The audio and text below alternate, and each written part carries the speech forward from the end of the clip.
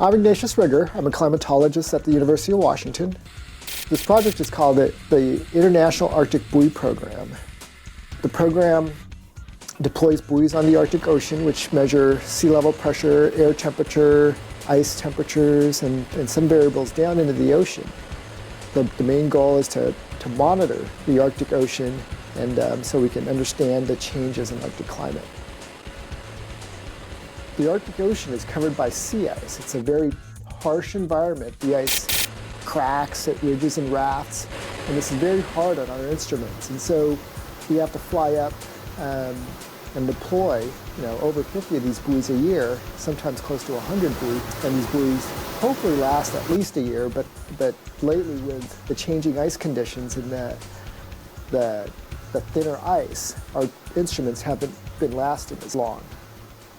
We've had to build bigger, stronger buoys with more tougher hulls, basically, to protect the instruments that we put in these hulls.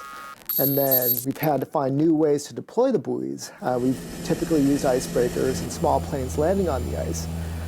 Lately, we've been trying to use other aircraft of opportunity, such as our Coast Guard Arctic Domain Awareness flights.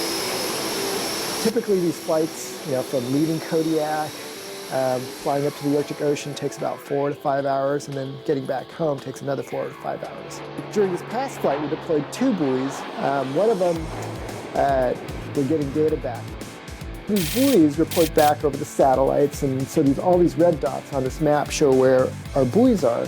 The buoys we deployed just recently, last August, are now in this little hole here.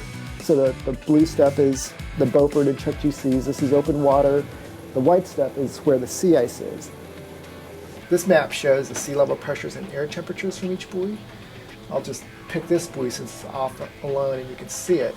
So this particular buoy shows a pressure of 10,004 millibars and an air temperature of minus 4.4. The buoys have been very important in understanding the changes in climate and what's driving these changes.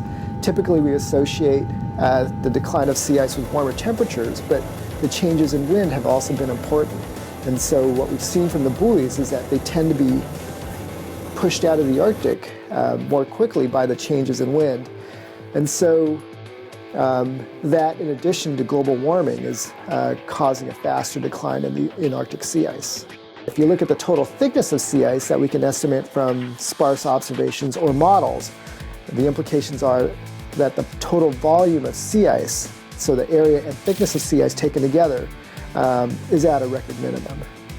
And so the ice has continued to decline, although extent may be wider, that layer of ice is very much thinner.